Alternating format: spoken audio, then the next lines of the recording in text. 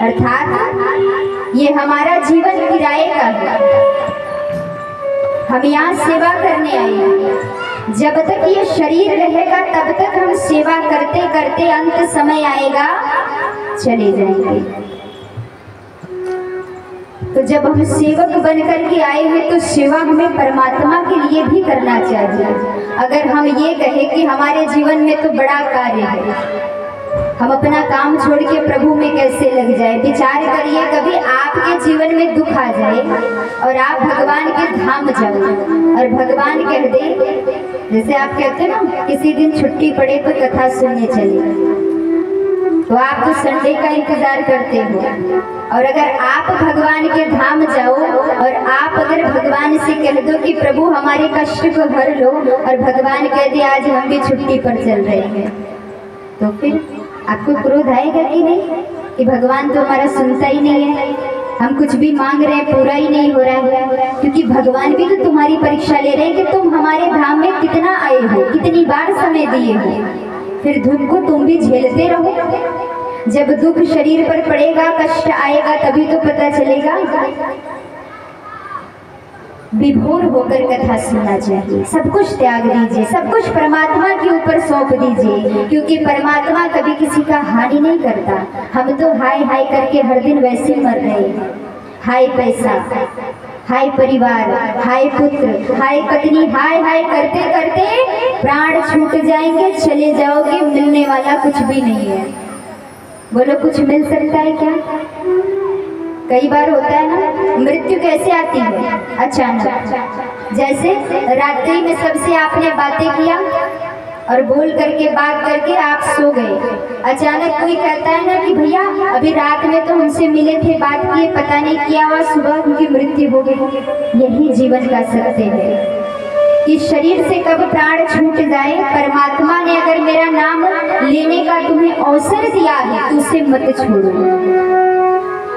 भागवत कथा सुनने के लिए कई लोग बहुत सोचते हैं कि हम भी प्रभु का नाम लें, हम भी सत्संग सुन लें। कहते हैं मरने के बाद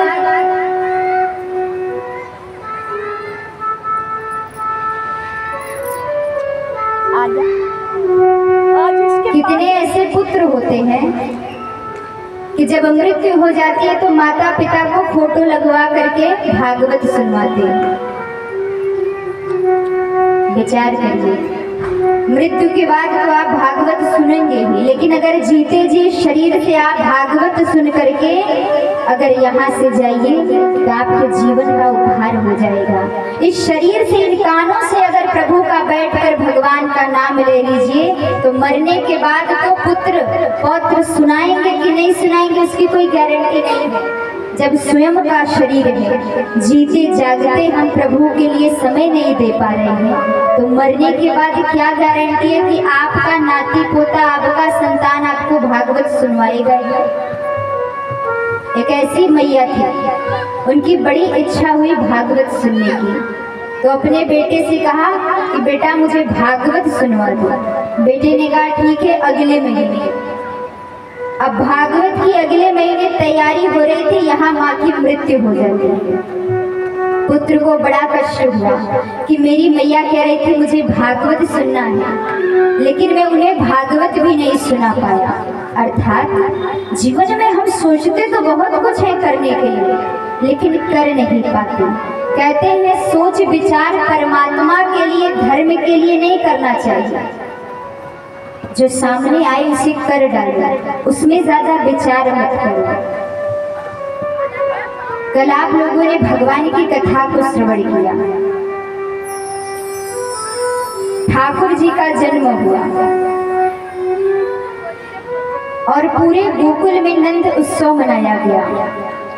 और इस पंडाल में भी देखिए समस्त जितने भक्त थे सबने खूब बढ़िया धूमधाम से ठाकुर जी के आने का उत्सव मनाया। लेकिन हम और आप जब कोई उत्सव करते हैं अपने घर में तो क्या करते हैं? पुत्र का जन्म होता है तो उसमें भी हम छल कपट करते हैं। दान कितना करते हो बोलो? संतान घर में जन्म ले कितनी दाने करते हो?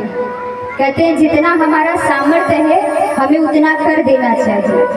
कहते हैं हमारे कमाई का चौथा हिस्सा हमें परमात्मा के नाम पे छोड़ देना चाहिए, लेकिन वो भी मानव नहीं करता। लेकिन यहाँ नंद बाबा ने गाय का दान किया, वस्त्र का दान किया, स्वर्ण का दान किया, अन्न का दान किया, और हम और आप तो विचार ही करते रहते हैं। बोलो क्या कलयुग में कोई राजा नहीं है क्या? वो तो राजा थे, उनके पास सब कुछ था। आप कहोगे वो तो सब कुछ दे सकते हैं, तो आपको भी तो भगवान ने राजा बनाकर ही भेजा, फिर आप भिखारी काहे बने पड़े रहते हो? राजा वो नहीं होता जो धन कमा कमा करके तिजोरी भर के घर में रखे। राजा वो होता है जिसके पास कुछ नहीं है, लेकिन जानता है जिसके पास बहुत कुछ होता है ना, वो जल्दी सोचता है कि हम कुछ ना करें। लेकिन जिसके पास कुछ नहीं होता ना, वो बड़ी बड़ी इच्छाएं रखता है। आज हमारे पास होता ना तो हम भी जाते दान कराते, आज हमारे पास होता तो हम भी जाते वहां पर कुछ ना कुछ तो देकर आते। ये मन के विचार है, होगा तो आप करोगे नहीं, और नहीं होगा तो खूब विचार आता है। बोलो जिसके पास है वो भी तो यही विचार कर रहा है, क्या हमारे पास तो कुछ है ही नहीं। एक ऐसे ही गांव का सेठ था, तो गांव में सत्संग चल रही थी, तो उसकी पत्नी ने कहा कि आप भी कभी कभार सत्संग सुनने चले जाइए। सेठ जी ने कहा ठीक है। अब सेठ था पहुंच गया, संत कथा सुना रहे थे कि ठाकुर जी को बड़े प्रेम से हमें क्या करना चाहिए, जैसे आप पूजा करते हो। तो संत ने कहा कि आपके पास अगर है तो बढ़िया उन्हें सोना अर्पण करो, सुंदर सुंदर हर दिन नए नए वस्त्र पहनाओ, माखन मिश्री का भोग लगाओ। अब ये सब सिस्टम सुनने के बाद सेठ ने जब कथा हो गया तो सेठ बोला कि महाराज जी हम आपसे एक प्रश्न करें? बोले हाँ।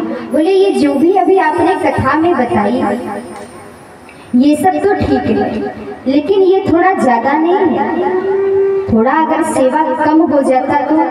अब संत को पता था कि पूरे गांव का ये राजा है, इसके पास बहुत कुछ है। अरे जो सेठ है जिसका गांव में नाम है वो साधारण थोड़ी हो सकता है।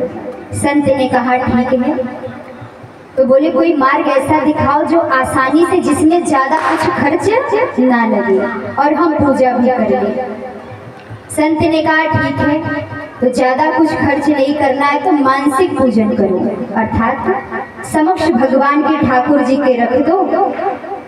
मानो ऐसे कल्पना करो कि मैं ठाकुर जी को सुंदर सुंदर वस्त्र पहना रहा हूँ, स्वर्ण अर्पण कर रहा हूँ, चांदी की कटोरी रखो, चांदी का चम्मच रखो, चांदी का गिलास रखो, उसमें जल भर दो, उस पात्र में माखन रख दो, मिश्री रख दो, तो मानसिक पूजन करो। सेठ ने कहा ये बढ़िया आइडिया है, ये ठीक लगा।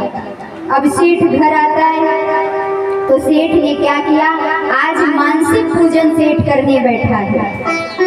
मानो कल्पना कर रहा है कि मैंने कटोरी रख दिया, उसमें माखन रख दिया और उसमें मिश्री डालता है, लेकिन मिश्री डालने के बाद सेठ ने विचार किया ये मिश्री थोड़ी ज्यादा नहीं होगी, थोड़ा सा कटोरी से निकाल दो, कल के लिए भोग लगाने के काम आएगा।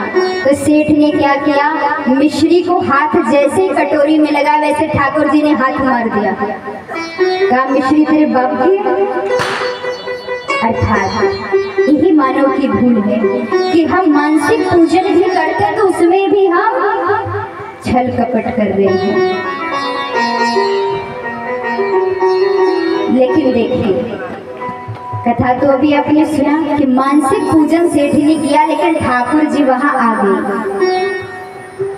अर्थात जब मानसिक पूजन आप करने बैठे हो तो भगवान आपके समक्ष आ गए। वास्तविक पूजन अगर जीवन में आपने किया तो कितनी कृपा आपके ऊपर परमात्मा करेगा।